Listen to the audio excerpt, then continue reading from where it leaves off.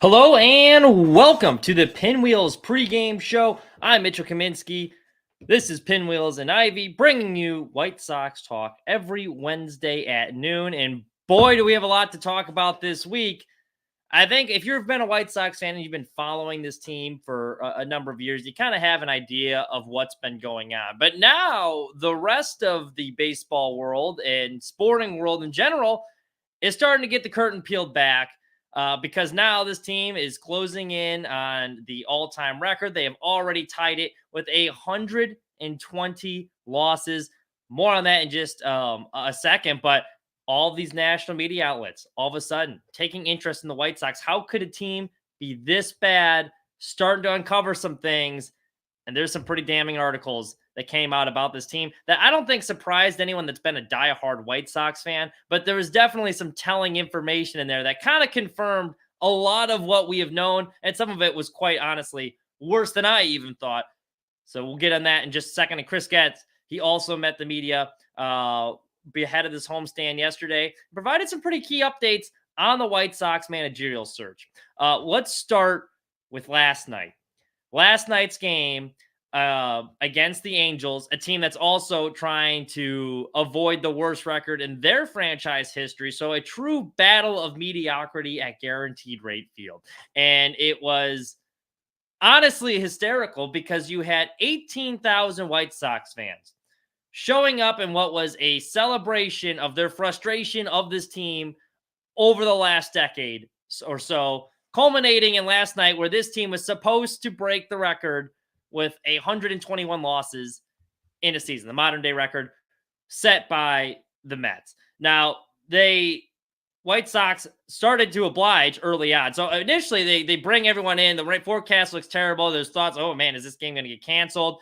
We thought it was going to be a typical Reinsdorf where, he kind of gets all the fans in the gate. They postpone the game. You're stuck on the concourse. You're buying beers and concessions and $16 hot dogs because you can't go anywhere. And then after 2 hours, they say, oh yeah, the game's canceled. It looked like it was going to be the typical Reinsdorf playbook in that regard. What ended up happening, they ended up playing the game. White Sox fall behind 2-0. The crowd's cheering the whole time. They had someone sneak a banner, sell the team behind the home plate. There was very audible sell the team chants on the broadcast. And credit to NBC Sports Chicago, they don't care anymore because they're no longer going to be a network by the end of the season. They had some long airtime where they just let that thing breathe and you could hear the chants ringing out through the stadium. Every time the Angels scored a run, the crowd would erupt into cheers. It was really a wild environment to watch on television. And White Sox fans, I get it. You know what? I'm always rooting for the team to win, but I can't even be mad. I thought it was funny too. I had my buddy Nick text me, hey, me and my grandpa are going to the game. It's like the first game he's been to all year. He wants to see history. And I told him before, I'm like, how much would have bet the White Sox going to win? And sure enough, all season long, nothing has gone right for this team. They cannot get a hop to go their way. I remember I was at this game in June against the Colorado Rockies, and that game went into 13 innings. They ended up losing, but they had like 3 balls that looked like it would have ended the game, like ripped the base hit. That would have been a base hit 90% of the time. Center fielder dives and makes a play. And it just seems like it's been like that all season for the White Sox. Garrett Crochet will throw a pitch and jam a guy. It'll be some little nubber, and it'll somehow fall. But another team hits that off the White Sox, and it's getting caught for a diving catch. You had the robbed home run earlier this year. You name it, the White Sox, as bad as they are, they have not caught a whole lot of breaks. Well, sure enough, what finally happens? The White Sox finally catch a break. The Angels go full-blown White Sox. They drop an infield pop-up. That sparks a rally. The team come back and wins. And after the final out, everyone in the stands is booing. And so I thought that the White Sox, even when the fans want them to lose, they find a way to mess it up. Something they've been doing all season long. But the one time, and these fans show up each day, hoping they win. Now they want to see some history. The White Sox can't even do that right. So I thought perfect encapsulation of the White Sox season to this point. Now, why is this number so important here and why this record? I think this is why it's getting a lot of national attention. We talk about this 120 loss season right now. It's significant because baseball, if you think about it, is all about numbers. And there are just certain numbers that stick with you and you remember, right? Like the all-time winning streak for the A's for 20 games. That's an easy one to remember. the 61 home runs in a season from Roger Maris, and it's like easy to remember. Like it's all about numbers and his story. Like because you look at the box scores and the numbers tell the story. And no other sports really like that. Like I couldn't tell you what the all-time like passing record is in the NFL, but I could tell you Ted Williams had the highest, hit batted over 400 in the season. So that's why I think this 120 number is so significant because it like sticks with people.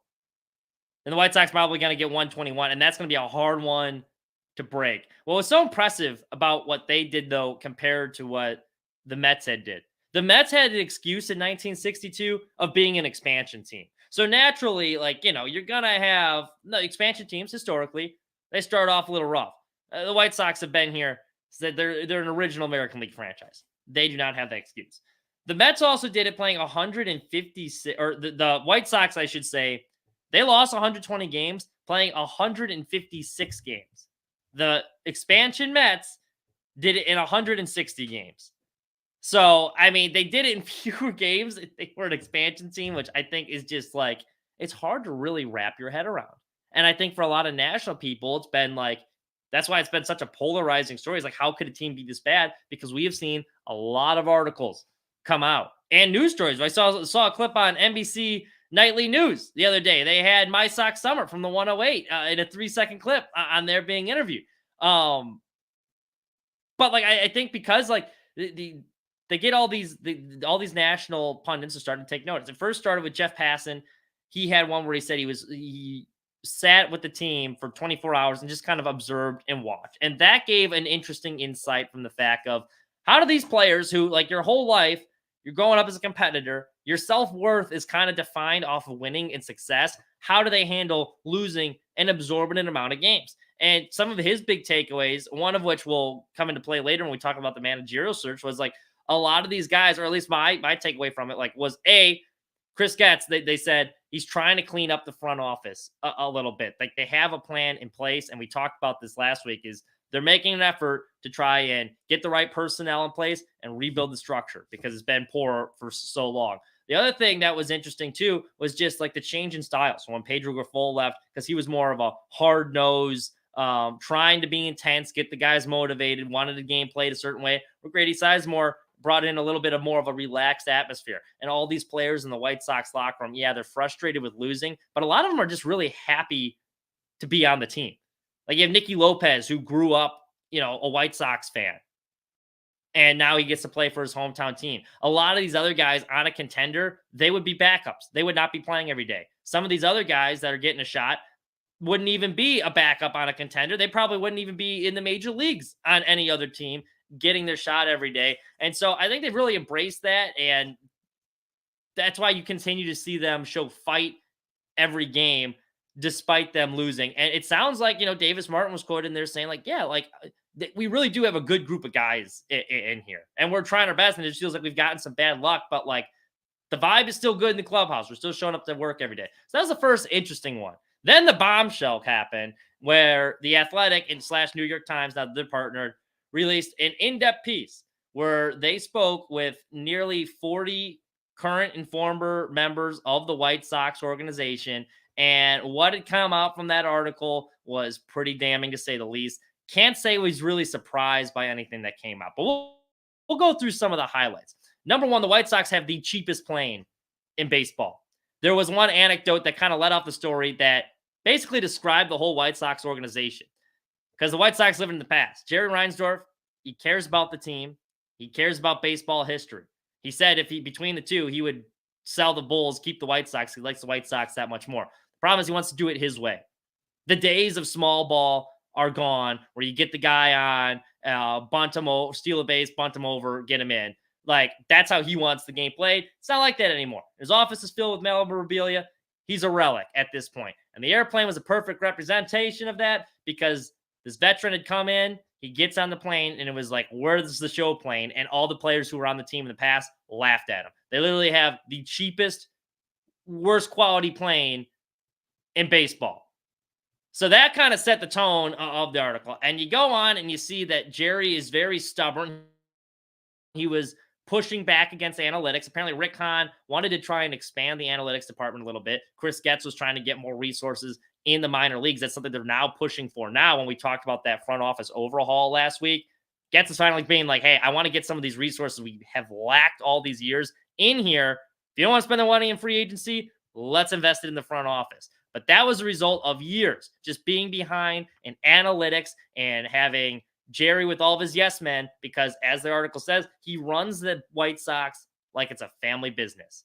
Kenny had been in there for years, allowed to meddle. And once he was done with general managing, they just promoted him up. But then as soon as the White Sox got good, all of a sudden he started popping up again, wanting to make decisions, coming in on meetings, and he would brag about saying like, oh, I could watch a guy work out and I could tell you if he was going to be a star or whatnot. And he had very different views occasionally with Rick Hahn, which were meddle with what they were trying to do. From the analytics side, that was particularly damning because they said the White Sox hired a third party to do all their analytics, which is fine and well, but every team in baseball is developing their own models for analytics to how they want to evaluate players. So by hiring that third party, it gave them no competitive edge because it was just numbers that every other team could have access to. If you don't have your own model or a way to read these analytics, then you have no good way to identify players or give yourself an edge over the competition. And that's what a lot of these analytics are about. So Reinsdorf apparently would have to be talked in. Like the White Sox would do stuff, but he'd have to be talked in to doing it. And they were always way behind. And even when they did have their own analytics staff, they were saying that the numbers that their own analytics staff were providing were different sometimes than the third-party analytics, even though they were going over the same data, but they would come up with different results, and it would make it useless or nearly impossible to evaluate players for scouts. So that was just like another thing. Like, if you watch the team and a lot of the drafting and the moves they've made, it makes a lot of sense. But Reinsdorf was just so far behind. He was adamant on, hey, I want to do things my way, that they're just way behind on all of that. Then the other thing that a lot of Sox fans knew but was confirmed basically in this article, a lot of people in the organization, specifically Rick Hahn, wanted an outside candidate to be the new manager. They had an interview set up with A.J. Hinch, who is determined to be the leading candidate. And that was verified by the fact they had his damn signature on the release when they announced who the eventual manager was. And you know the history by now. That was Tony La Russa. But they made that announcement, according to this New York Times article, while A.J. Hinch was flying in for the job interview. So it caught him off of guard too, because Jerry just came in there like, yeah, no, I want my drinking buddy to be the manager. And he was apparently advised by a lot of staff members, hey, yeah, I don't think that's a good idea. Jerry didn't care. He did it anyway. It goes on to say, which is something that I think a lot of Sox fans also knew, like, because of that, a lot of people inside the building felt that was the beginning of the end of that contention window. It expedited that really quickly. I mean, people forget, as bad as Pedro Grifol was, and I know they won the division with Tony La Russa, but like what a weekly sideshow that constantly was, and how much of a distraction that was from the team that was actually playing good baseball when this guy would be falling asleep in the dugout, forgetting rules, calling out players for hitting home runs. It was like, it was such a weekly, and before he even took the job, he had the DUI thing. So it was such a weekly circus with him. That definitely speeded up the process to probably end this whole circus here. So that was Kenny Williams is quoted, and it's very good. I recommend you read it. But those are some of like the big things that came out of that, where it was like, yeah, you can see why they are way behind. They also apparently do not give very good information to players as far as some of their scouting reports. They're way behind on scouting. Pedro Grifol, famous quote, we're going to prepare each night to kick your ass. The problem was the preparation they were giving them was very vague and generic. The scouting reports would read very simple stuff like, oh, throw a lot of sliders to this team. Not specify like who and where to throw them to exactly. Or over the offseason, they would give notes like, you need to work on command, without an actual plan on how to improve command. So it was very hard for players to like learn on the fly. I think that's how he gives. Really, it shows when I listen to that, just how talented a guy like Derek Crochet is, or some of these guys that were like the Dylan Cease that made all these big improvements over the offseason, despite some of these. They're quite frankly, they're lacking resources. They're lacking resources and information because they are so behind every other team in the MLB. I was also reading, and this was a separate the author, one of the authors of this that wrote this article. She was on Foul Territory talking about something they didn't include in there because the White Sox recently updated it. But a lot of players had issues with like the daycare and family setup. Like they had amenities for families. They said it was like one of the worst in the MLB. They just recently upgraded it last year's, but it kind of went along with the theme of like the playing the White Sox. They do a lot of times they'll do the bare minimum for it, and then when they try and give these guys resources, they don't do it correctly. There's not like they don't have a very good grasp on analytics and the way the game is moving. So that was the biggest one that had come out. The Wall Street Journal also published an article that had Ronaldo Lopez in it, and his basic thing was like one of the things I took away from listening to what he was saying in that interview was it didn't sound like it was a very good clubhouse when they were good. They said like they had all the talent, but that clubhouse did not mesh very well. They were not a very cohesive unit. They didn't play like a team, and that was one that there's been smoke there for a while. You kind of knew between Dallas Keuchel calling people out, then Liam Hendricks pushing back on him. There's the whole Yerman Mercedes debacle. Then there's Tim Anderson slapping allegedly Yasmani Grandal. And Grandal wanted to go home early, like just so much stuff going on there. And if a lot of these guys like Lopez, yeah, in so many words, basically it was like, yeah, no, that was pretty much all happening. I mean, it goes back to last year when Kenyon Middleton came out and was like, yeah, we got guys sleeping in the bullpen or whatever, guys skipping practices. It's all true. Now it's just keeps coming to light. Another thing that kind of went viral, another interesting Jerry nugget. Because this is not going to get any better really until he says it's very clear that he is one of the root causes of the problem because he's a very meddling owner who is stuck in his ways and doesn't really want to change. He wants to win, but only if it's under his way. There was an agent that came out recently, posted a video on social media, and he was talking about, I'll pull up, I can pull up his name here really quick, but he'd been an agent for like 20 years, formerly represented Lorenzo Cain. He had represented Kenley Jansen as well. And he he had a TikTok that he'd posted. Joshua Kuznick was his name. He said at the 2022 winter meeting. So he's since retired, but he'd been a minor league, major league agent for over 20 years. But he was saying at the 2022 winter meetings, he was there and someone had brought him over to meet with Jerry Reinsdorf.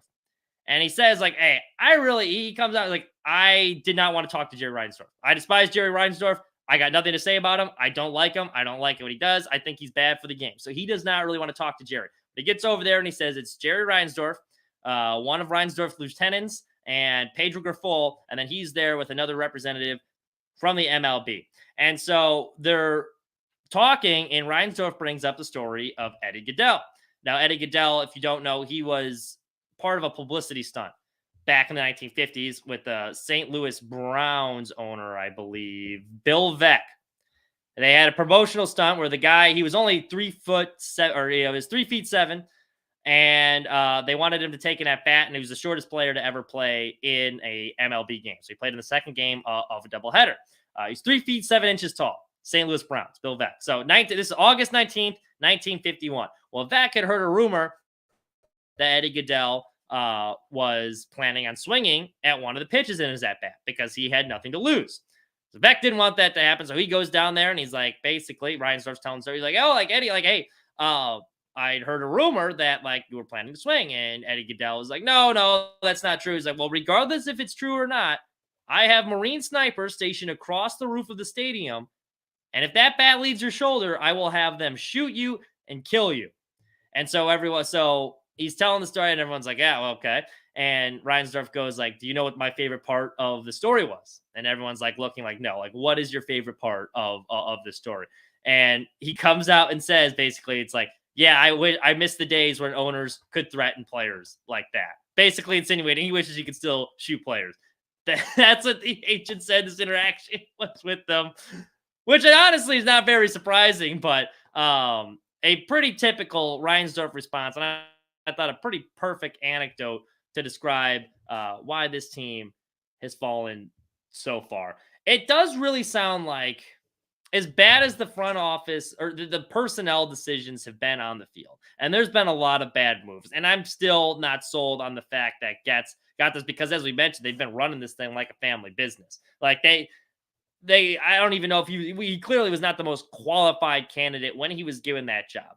But to his credit, and we did talk about this a little bit last week, it does sound like he understands the White Sox have been way behind in how baseball front offices are run. And he's really making an effort to go out there and hire talent from other organizations to come into the front office, get as many smart people in there as possible, and rebuild that thing right. And then once they get that right, they're going to worry about the on field stuff, which is why you hear him saying, yeah, we're probably not going to spend much money on free agents once again this offseason. It's going to be a long process. It's going to be a frustrating process to watch. And that's not excusing him putting together literally the worst team in MLB history this season, because there was very, very few moves that ended up panning out that he made. So definitely responsible for that. But I can sort of see the vision of at least what they are trying to do here. And I think if they can get this right, and this is a big if, and they have not earned the benefit of the doubt, but if they can get this front office long-term project correct, it could have long-lasting effects. And I really help right this ship permanently. Like, that would be more of a permanent fix. They can get the culture and structure in the front office correctly. Because the way it was in the past, there was very little cohesion, it sounded like. Like, Kenny Williams would come in and be disagreeing with people in a meeting and then go over Rick Hahn's head and, like, make a trade where he trades Jake Berger away. And, like, stuff like that would be happening all the time. Or they wouldn't have the proper analytics or scouting support for players coming up as they're trying to, like, grow in the White Sox organization. Like, that can't happen. That cannot happen if you expect to compete in today's day and age, and you don't want to spend money like you're on top tier free agents like Jerry does. And there's not a whole lot of top tier free agents, I think, that would wanting me come here, because while the public is just finding out about a lot of these stories of the White Sox incompetence and not having a good plane and terrible scouting reports and not understanding how to use analytics, players talk. This is well known in the MLB community. It's been going around for a while. Kevin Pillar, before the season, said initially when the White Sox contacted him, he was hesitant. And it's not like Kevin Pillar had a ton of options in free agency, but he admitted, like, yeah, based off some of the stuff I heard, I was a little skeptical signing here. Chris Getz came out even before this season started. Yeah, we had trouble signing free agents starting pitching. Not a whole lot of free agent pitchers wanted to come here. And it wasn't just that the defense is bad on the field, which it is, but players talk. All this stuff is well known within MLB circles. It's just finally coming to the light now because people are interested and finally wanted to start writing about it on the national level. Back to the White Sox manager search. So since Grady Sizemore has taken over, the record has been about the same as his predecessor, Pedro Grifol. The difference, I would say, though, the team is still continuing to show fight under his watch. Like, that is very evident. It's also very evident, which it wasn't under Pedro, the players really like him. They came out wearing Grady Sizemore t-shirts the other day. You had that Jeff Passan article where everyone was saying, like, yeah, I like that he has a caring, compassionate approach, but he doesn't come off fake. Like, he'll give you encouragement, but then, like, phony. He also has the benefit of being a guy that was one of the best players in the MLB for three All-Star appearances before the age of 25. So he knows what he's doing in the baseball field. But he's gone through the highs of that, the lows of having to go through lengthy rehab stints and devastating injuries, and then the grind of trying to stay in the MLB. So because of that, he can relate pretty well and is a well-respected voice because he's been successful in their shoes. But he can relate to a lot of different players in the locker room at varying stages of their career. It was interesting. I believe it was Sam Green, I want to say. It was another New York Times article. And in the article, they asked Grady, like, what has been your favorite part of managing the White Sox so far, or memory to this point? And he said it was his first game as manager. when the team was down 7-0 against the Cubs and then rallied back and just fell one run short. But he's like, the fight they showed and the energy in the dugout, like, that was my favorite part. You can tell he really does love managing. And I think these guys really like playing for him too. Um, like what other manager, and this was something that would also often annoy me with like Pedro. Like there'd be times like it seemed like he wouldn't have his guys back. Like sometimes you got to like there's a game against Baltimore. The White Sox are getting the crap kicked out of them. It's a 9-0 game. It doesn't matter. And Sizemore got himself ejected because he wanted to defend one of his players, arguing balls and strikes on a call that really had no bearing on the White Sox season or the game in general. It's stuff like that. And I think they like it better because Grifol had this more intense approach.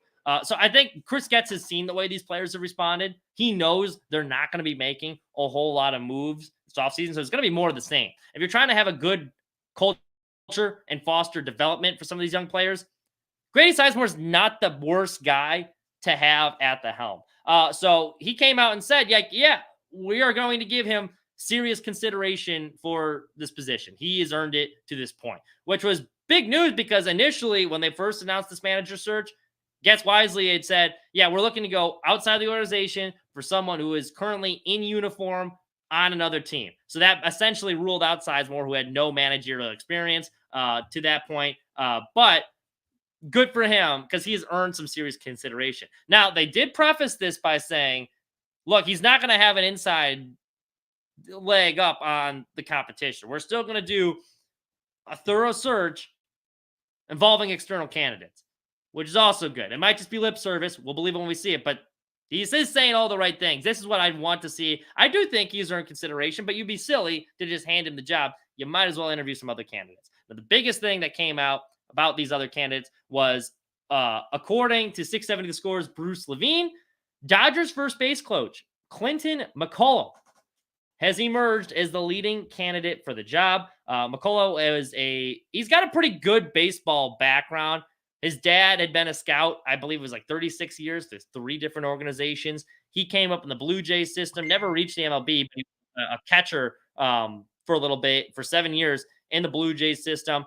Catchers typically do make the best managers. You always kind of hear that old adage. I know a lot of people want AJ as manager, but as a catcher, you're seeing the whole field. You're calling the game. You kind of like, they do tend to have good managerial instincts. If you look at the history of like players that tend to be the most successful, catcher. So he's doing that for 7 years with the Blue Jays. Got his first coaching job pretty quickly. In 2015, he's a minor league coordinator with the Dodgers. He's worked his way up.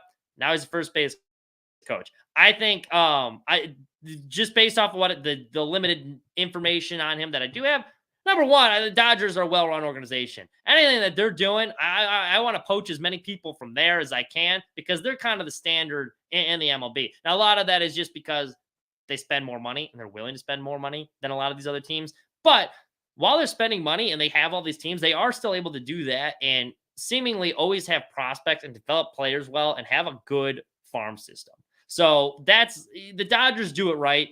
Anyone from that organization, this is what was so frustrating about the Getz hire initially, because they didn't interview any outside candidates. They couldn't learn anything from them. So, at least they're interviewing a guy from another organization. You might be able to pick up some stuff from that interview at the very least. But it sounds like he is still the leading candidate right now, according to 670 Score. But straight from Chris Getz from yesterday, Grady Sizemore, now a serious candidate. So that'll be interesting. They do expect to have that search wrapped up by the first week in November. They're hoping to have him hired late October, but first week of November is when they're hoping to have that entire thing completed. So I wouldn't be upset with either of them. We'll see who else is brought into the fold. But I like the way the players are responding to Sizemore. It reminds me a little bit of Rick Renteria. And I thought Rick Renteria was a perfect manager for when they had him. I thought he got done a little dirty too. But with Ricky, yeah, the on-field decision, he might not have been the greatest manager strategically. But with Ricky, you never question the effort. Like, those guys responded to him well. You could tell he was able to relate to guys, and he was hard-nosed. Like, at least those teams were always fun to watch when they were bad, because you could tell they care. He wanted, and that was the thing he would say at like Sox. It's like, look, I want you guys to be proud of wearing the White Sox logo across your chest. So we're going to give you a team that hopefully you're proud of to watch, even though we might not be the most talented. And I kind of see that similar style with this White Sox team. They're already closing in on this loss record, but they're out in San Diego, a hostile environment. This team's trying to get into the playoffs, the Padres. They're down 2-0 in the ninth, and Lenyn Sosa hits a 2-run homer to tie it. They're just constantly battling and scrapping and crawling. Like last night, the entire crowd's rooting against them. Yeah, it's raining. They didn't have to be there. They're still battling. So I think for this team, the way they want to do it, I don't care. So we got Chris in the chat. Does it really matter who the managers need the talent? And this will take at least 3 years. Yeah, I agree. And that's why I would be fine with having Grady as the manager, because they've already said they're not going to spend a ton of free moves. They're not going to spend a ton of free agency this offseason.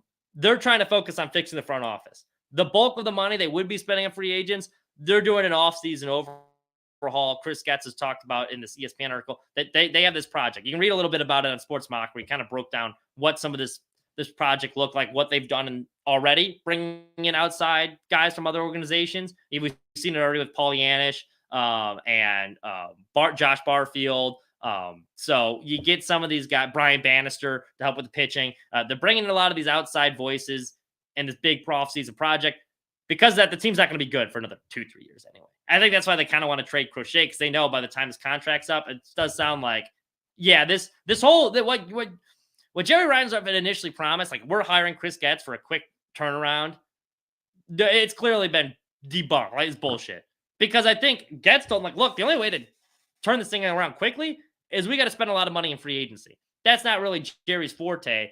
So they're going to invest a little bit more in the front office. It's going to take a while. So because of that, I think you want to have the right manager to help develop these guys once they are ready to contend. Now, I'm not saying Sizemore's the guy going forward, but I think like what they did with Ricky, you have he would be a good guy in place as some of these Colson Montgomerys and Caros are coming up. Noah Schultz's, give them a good environment to develop and learn. You build a positive culture. And then once they are ready to finally take that step, then maybe you bring in your manager ready to win now and help clean up a lot of that stuff. We got Andy in the chat. Appreciate you being on here, Andy. Shout out to Andy. He's here almost every week. I wonder how many front office types they will attract with the dark Jerry cloud still overhead. Yeah, that's a good point. Now, I will say with this for the White Sox, the one thing that you have going for them is loyalty. That's a pretty cushy front office position to have, because you get that job. You could be bad at it for a decade, as we saw there with Rick Hahn. And as long as Jerry likes you, you're probably still going to keep your job. So I think it's actually a little bit more attractive for a front office type than it would necessarily be for like a coach or a player, because the front office seems to have it a little bit better than everyone else.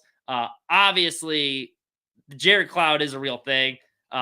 There's a lot of varying opinions in the baseball world. Another interesting thing, speaking of Jerry, like now that we're on the topic, another thing from that New York Times article that I found like insane that I didn't know, he would text broadcasters in the middle of the broadcast if he didn't like what they were saying, or he would text them like what he thought they should be saying. Like that's wild to me. But to get back to Andy's point, yeah, that will be interesting to factor. I do think, though, it'll be easier for them to attract front office guys, because I think the White Sox probably a little bit more desirable from a front office perspective than a player or coach perspective. White Sox back at it today. Another chance to make history. I believe it's an afternoon game today. No, it's another 6:40 game. So some of you guys gonna have another shot to witness history. If you're in the Chicago area, hopefully the White Sox don't mess it up like they did last night. But I appreciated everyone that showed up. And it was hysterical, too, after the game. And Andrew Benintendi, as frustrating as he's been to watch on the field, he's kind of growing on me as a player. John Schriffin's on the broadcast, and God bless him, talking about, like, look at this great fan support. The team's bad, but they're still here to show up for their team. No, that was more of a celebration. Like, we're pissed off. We want to see some history here and voice our displeasure to Jerry, which is clear the whole game. But, he's talking about how great the fan support's been. They interviewed Andrew Benintendi after the game, and they're like, talk about how much it means for, like, all these fans to show up, like, this late in the season and show you guys support. And Benintendi saw through the crap. And to his credit, he's like, well, I've never really been involved in a win like that where the home crowd is booing after we get the final out. I just thought that was funny. So I give props to Benintendi for his honesty. And he's actually heating up at the plate. He had a walk-off homer the other night as well, second of the season. So you know, he has been good.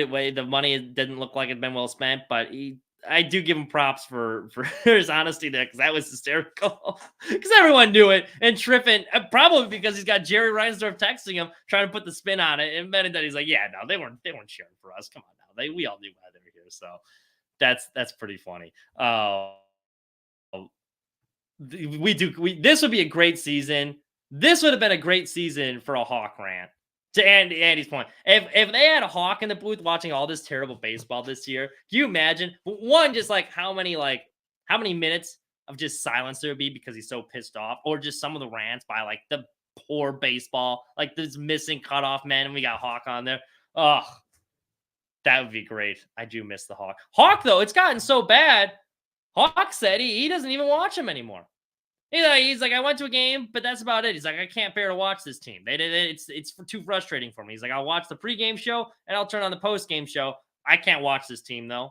If Hawk Harrelson, you're like your diehard, won't even watch you. You know you're doing something. You know you're doing something wrong. Well, that's all we got for you this week. We'll be back same time next Wednesday at noon. By then, I would imagine the White Sox have the record officially. It's solely theirs with that 121. It's just a matter of what that number will be. If not, that would be a miracle. We'll discuss that and put a bow on this White Sox season. Thank you all so much for joining me. Have a wonderful rest of your week.